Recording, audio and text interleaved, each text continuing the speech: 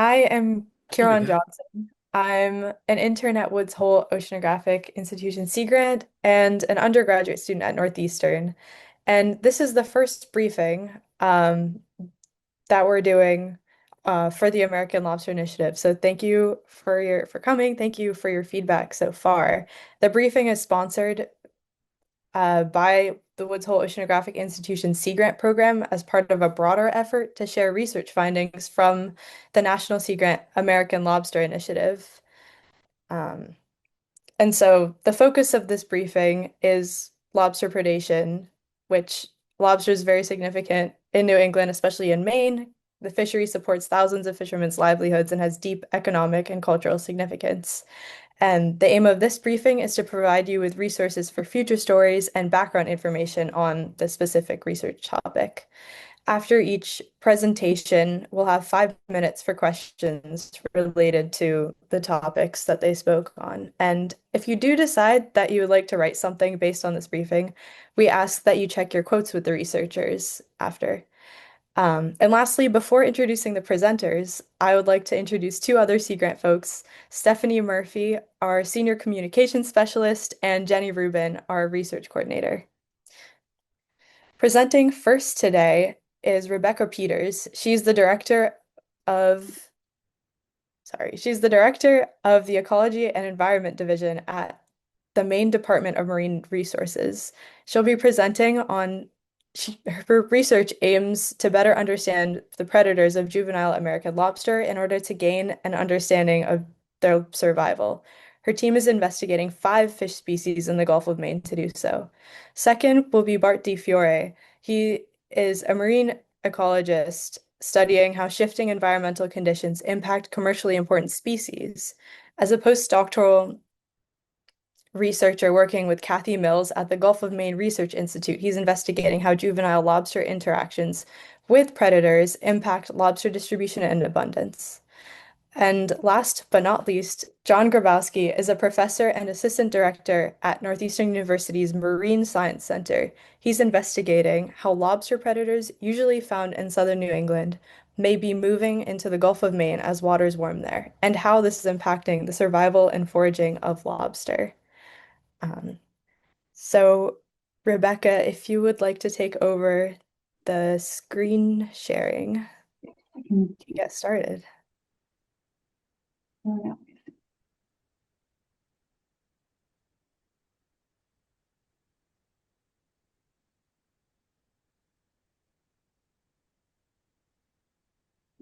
Okay, so let me know that hopefully it's sharing the correct screen. Looks like it, but if you guys aren't seeing it, let me know.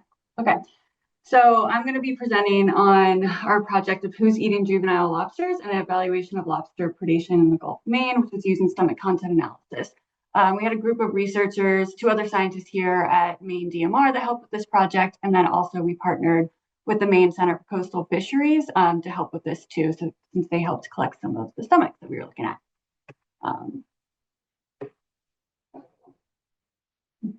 not want to okay. So first off, of just why do we care about predation on juvenile lobsters? So this was a question that actually a lot of industry has asked DMR staff over the over the years. They've sent us photos, as you can see here on the left, or two that we received from various fishermen of where they've opened up stomachs from some of the species they were catching, some other fish species they were catching, and found lobsters in the stomach. So they've sent those to DMR staff asking, did you know that these were eating it? And then what other ones are eating it? How does this impact the lobster population? So these photos here, the top one is from an Atlantic halibut stomach that was sent to one of our halibut biologists here. And then the one on the bottom was actually an Atlantic mackerel stomach, which is kind of unusual that you'd be seeing an Atlantic mackerel eating lobsters. So that prompted this question of once we got that second photo of, let's start to evaluate this with using some of our current long-term monitoring programs to see if other species are now starting to eat lobster. This is also a research priority that was identified in by the Lobster Technical Committee for the lobster stock assessment in 2020. Right now, the current data that they use for looking at potential lobster predators comes from NOAA's Northeast Fisheries Science Center bottom trawl survey, but that survey occurs in deeper waters off the coast of Maine, where other research done by Yang Chen at UMaine has found when they compared the lobsters caught in the Maine, New Hampshire inshore trawl survey versus the NOAA bottom trawl survey, that they found there's a size dependent distribution. So smaller lobsters are more likely to occur in inshore shallower waters. So these predators might not be able to, if you're using the NOAA bottom trawl survey, the smaller lobsters may not be there where the predators really would be eating on. So we wanted to get an idea in this inshore area of what could potentially be eating juvenile lobsters.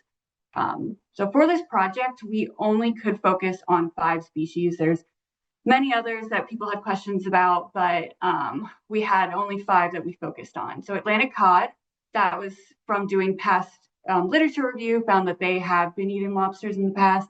Atlantic halibut was just from that photo that we got. That was an industry question. Atlantic mackerel was another industry question from the photo we received from them.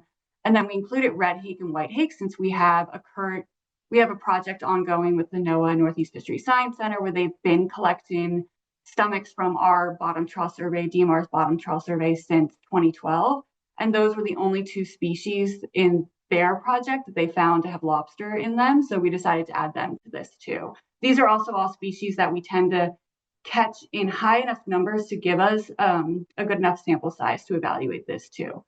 We did originally set out to also add in black sea bass and striped bass because those are some other questions. But unfortunately, we caught 1 black sea bass and 3 striped bass. So it just wasn't a high enough sample size to be able to, provide any analysis for this. So for our methods, we collected stomachs from 2 different surveys. So the one is Maine DMR's inshore trawl survey, and this uses bottom trawl gear. It occurs along the whole coast of Maine, from southern New Hampshire, or we covered New Hampshire waters too. So it's New Hampshire up to the border with Canada. And then we also cover waters out to roughly 12 nautical miles from the coast. So we've collected stomachs in those surveys starting in fall 2021, all 2022 surveys, and then in the spring 2023. We also wanted to collect stomachs from the Maine Center for Coastal Fisheries Sentinel survey. This survey only covers the eastern Gulf of Maine, so from Penobscot Bay up to Jonesport area, roughly Cutler, Maine, and it uses different gear. So what's important here is this uses jigging gear. So this is hook and line, basically with 3 hooks on each line, and they target more hard bottom habitat. This survey was designed really to target Atlantic cod in these hard bottom habitats. So this survey can get into different habitats that the bottom trawl survey can't. So we wanted to add this in here so we would potentially get a higher number of samples for Atlantic cod. It also occurs in the spot where lobster numbers have increased the most over the past few years. So we wanted to be able to really focus on that spot too. It also occurs at a different time of year.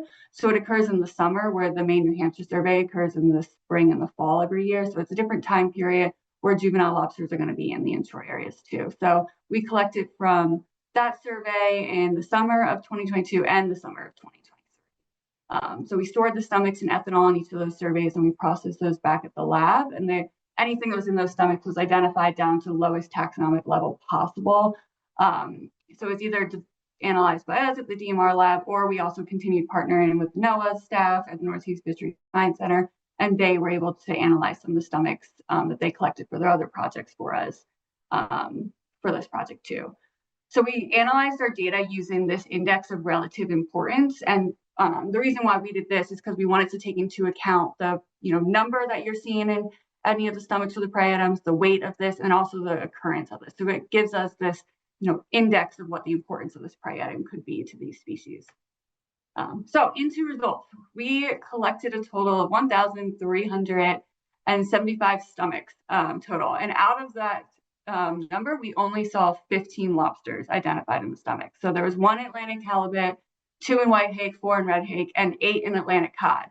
One important thing with the cod here that we saw, only our 6 of those lobsters that we found were actually found in the NCCF samples. So it just shows us that using other gear types was really helpful to this. We tried to measure carapace lengths of what we found.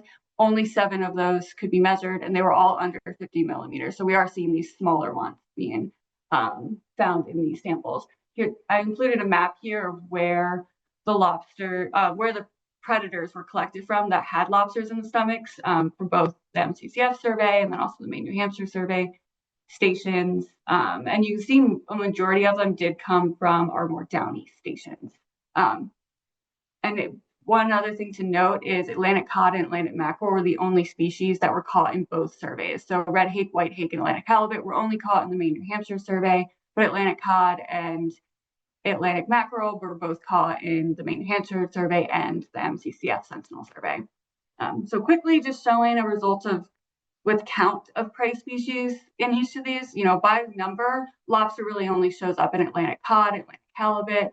But then when you look at the biomass of prey species, you start seeing that lobster does show up a little bit more higher in Atlantic cod, Atlantic halibut, and then you also start to see it in red hake too. So when we start to look at the index of relative importance, you find that for most of the species that we looked at, that the relative importance of lobster is fairly low. So you can see here in this table of how it kind of ranked out of all of the species that we looked at. The only one where it ranked in the top 5 was Atlantic cod. So that was expected because we have seen past literature review showing that Atlantic cod does eat American lobster. So, but it's still ranked 5th out of 30. So it's in the top 5, but it's not high. The top one up there. Over here in this graph, I just wanted to point out the importance of using multiple gear types when you're evaluating stomachs. So with the Sentinel survey, that was the jigging gear, and you can see that by count, lobster shows up more in the Atlantic cod stomachs that were collected from there than we did in the Maine New Hampshire survey. So it's important when you're doing stomach contents analysis just to always keep in mind, the gear type you're using, and if you can get other types of gear out there, it helps, increase your sample size and your knowledge of what might be eating the species you're looking for. So in conclusion, we found that American lobster is relatively low in the index of relative importance for prey items of white hake, red hake, and Atlantic halibut cod. It did rank in the top 5 relative importance for Atlantic cod diets, and all the lobsters that could be measured were all small lobsters that were either at or under 50 millimeters in carapace length. So just have my acknowledgments of thanks for the funding from the National Sea Grant American Lobster Research Program for us to be able to do this. And then all of our other partners too. We have a lot of staff that came out and helped us, our commercial fishing partners on the Robert Michael Inc. for the Maine New Hampshire survey, and all the partners that helped us for the MCCF survey too. And then, we'll take questions later. Thank you, Rebecca. All right, Bart, you are up. Sounds good. Let me pull this up here, everybody.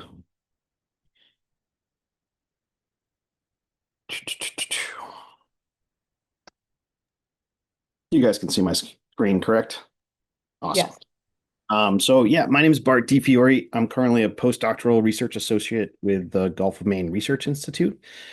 And the Gulf of Maine Research Institute is up in Portland, Maine, and it is an independent, nonpartisan marine nonprofit that supports the Gulf of Maine ecosystem and the communities that depend on it. Its mission is to develop and deliver collaborative solutions to global ocean challenges. And so what I wanted to do today was talk to you a little bit about the work that I'm doing with Dr. Kathy Mills. And what we're trying to think about is the sort of shifting landscape of predation on juvenile lobster. And so Rebecca did a really nice job of talking about sort of juvenile predation specifically on the coastal Maine area. And so we wanted to bring this question out more broadly to the entire Northeast Shelf. And we use this term Northeast Shelf to encompass an area of water that stretches from North Carolina up to Newfoundland. So we know that climate change is really restructuring how species interact. And so in the bottom right-hand panel here, what you're seeing is a time series from the Gulf of Maine of temperature anomalies. And the Gulf of Maine is warming faster than most other bodies of water in the world. And that has both direct impacts on species, for instance, on lobster and other species that it inhabits, but it also has really a broad trophic impacts on the way that species are interacting, both by changing the distribution of predators and their prey items, but also by changing their physiology. In warmer waters, things tend to need to eat more. And so what we wanted to do was kind of ask this broad question of how has the predation landscape shifted, specifically on juvenile lobster? And here we refer to juvenile lobster loosely as being lobster that are less than the legal size limit, right? And so the legal size limit is 3¼ 82 mils, 3¼ inches, I believe. So that's the lower end of the slot. So we define that as our juvenile lobster. And so we wanted to do this at really broad scales to think about this. And so what we did was we combined both the Northeast Fisheries Science Center has their trawl survey data set that they conduct with trawl survey data sets from Massachusetts Division of Marine Fisheries, the Maine, New Hampshire DMR trawl survey data set, and then also as much of the Canadian data that we could get.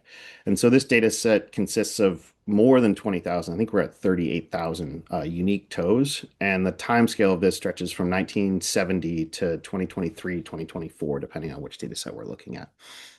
And so what you're looking at here in this image is actually each of these black points is one tow that's been conducted. And so we have really excellent spatial coverage across this Northeast Shelf region. And obviously this is not just 1 year, right? This is all years sort of combined.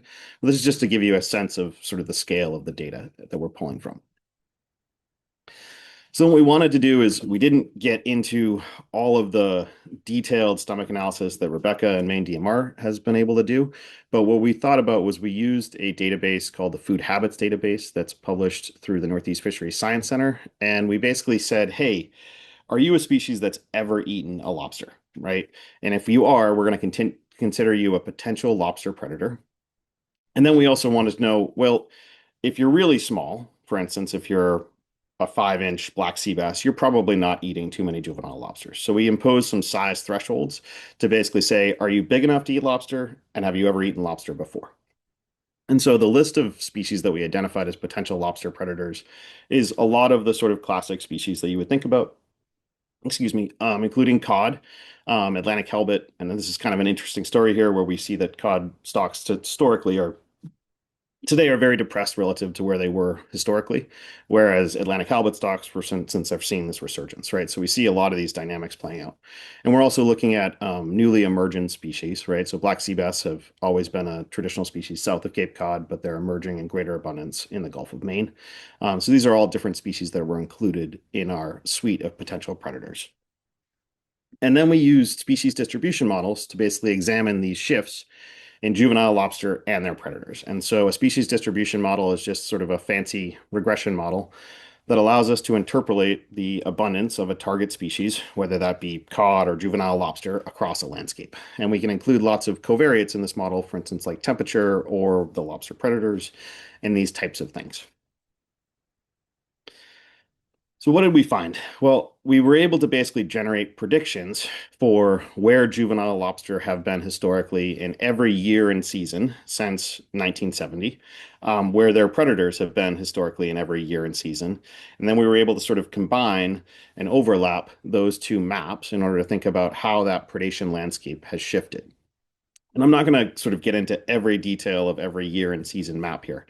But I just wanted to give you an example of how this sort of process worked and the general findings that we were able to show. And what we're seeing is that consistent with previous work, juvenile lobster tend to be moving, and adult lobster, we also did analysis on adult lobster, tend to be moving, their centers of distribution tend to be moving to the northeast and towards deeper water. But what's interesting is that these are also the areas where we're seeing some of the highest overlap with their potential suite of predators.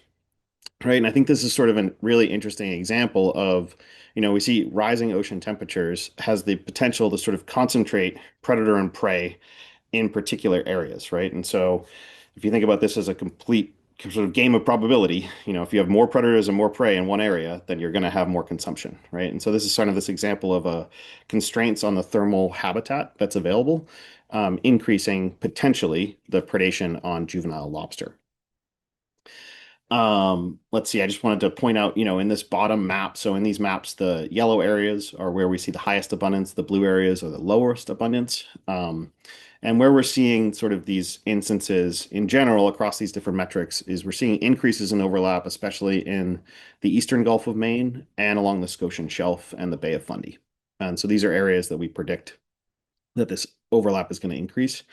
we were able to actually generate these predictions into the future, right? So we used global temperature models or to basically generate predictions for where juvenile lobster will be and their predators will be over the next 100-year period. And we tend to see these trends continue where we see these increases, especially along the Scotian Shelf in the future projection scenarios. And so I guess the kind of question of why this matters, right? So in order to manage the future of the lobster fishery, folks have to be able to estimate how many lobsters are being eaten by predators, right? And so what we're able to show here is that it's really important that, as we're seeing these rising temperatures, we're seeing shifts in where and how many juvenile lobster are likely being consumed. And then it's really important to consider those shifts if we think about trying to implement ecosystem-based fisheries management and actually estimate that mortality term on how many juvenile lobsters are going to be able to, what we call, recruit into the fishery and be a legal sized lobster. Yeah, I'll take any questions. Thank you, Bart. All right.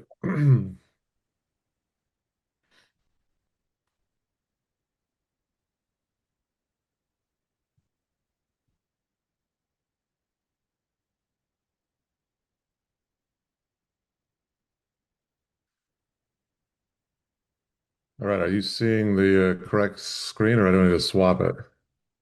We can see it. All right. Thanks. Yep. All right. So I want to first just start by acknowledging my colleagues, and in particular, Marissa McMahon and Helen Chang, which were the two graduate students that worked on this research that I'm going to present today over the past decade. And so I think, as we're all well aware, climate change is impacting fisheries in a multitude of ways.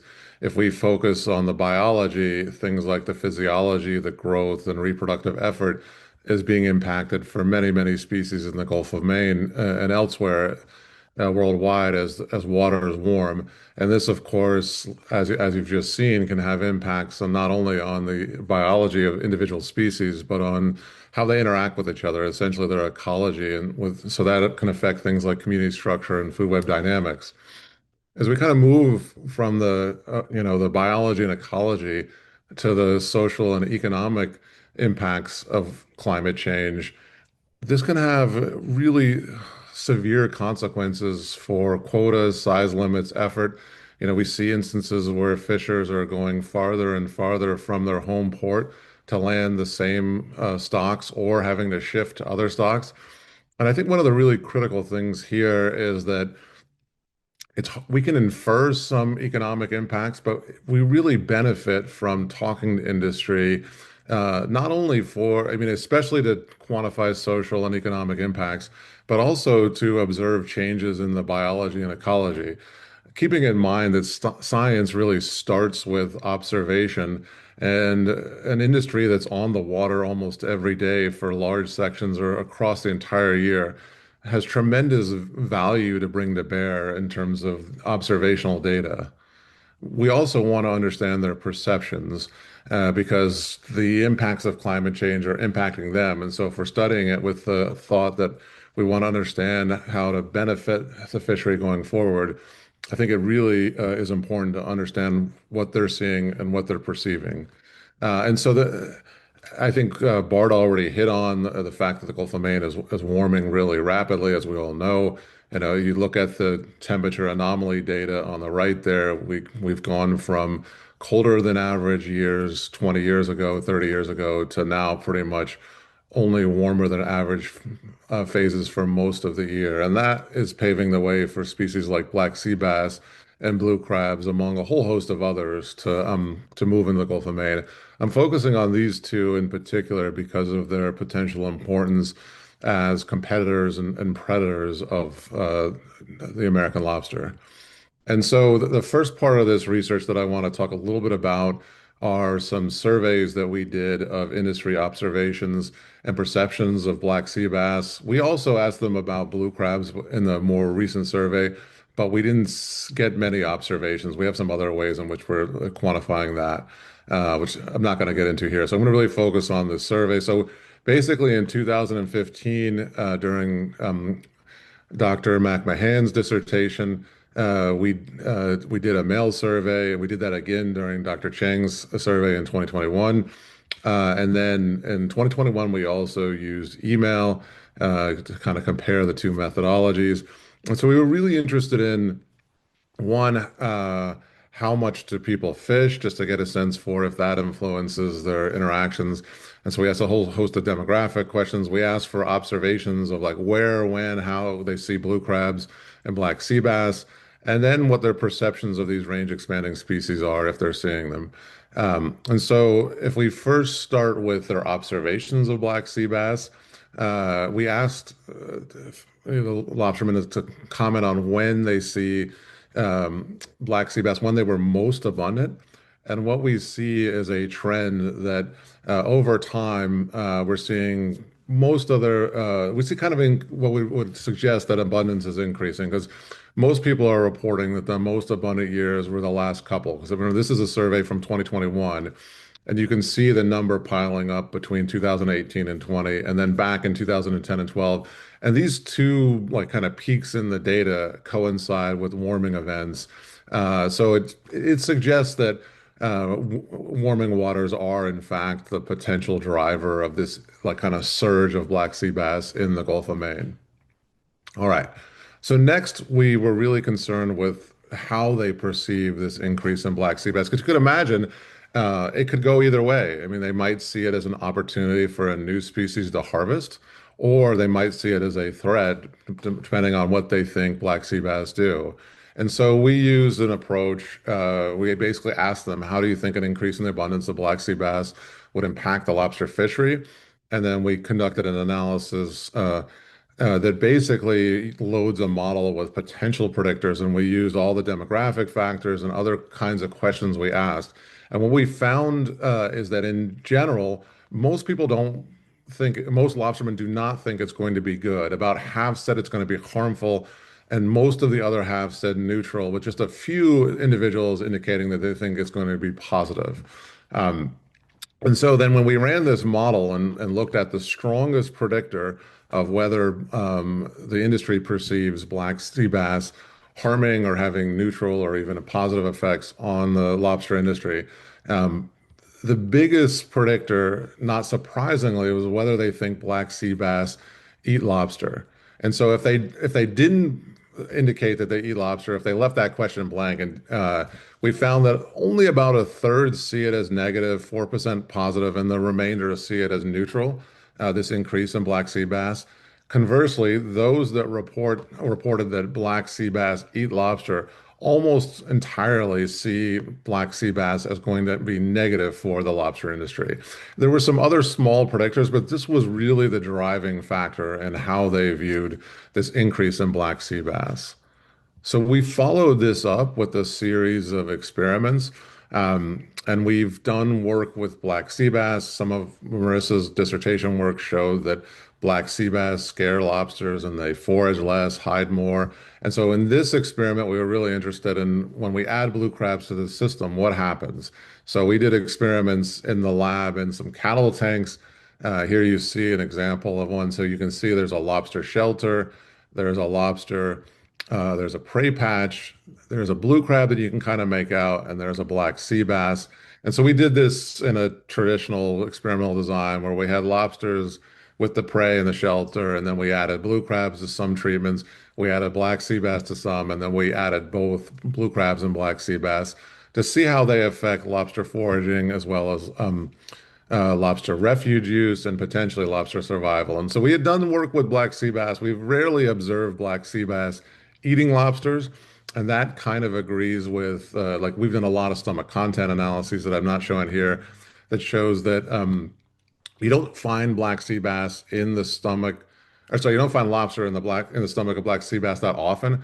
However, when you look at the abundance of black sea bass south of the Cape, if it ever starts to approach that north of the Cape, it could still be a problem, even if it's not a major predator, because you really do need to think about not only what is being eaten, but how prevalent is the predator.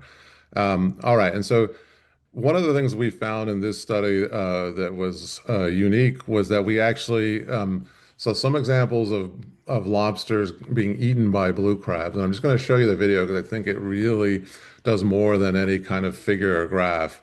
But so here you see the lobster not recognizing that the blue crab's a potential threat, and unfortunately for it, exits the shelter. And then in this instance, it's consumed by the blue crab.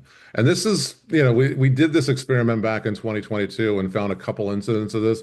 We repeated it in 2024 and then conducted an additional experiment in a much larger cattle tank, or that's about 20 feet wide, just because we were like, okay, this is happening in a very confined environment, and we still saw evidence of blue crabs eating lobsters in those larger tanks. All right.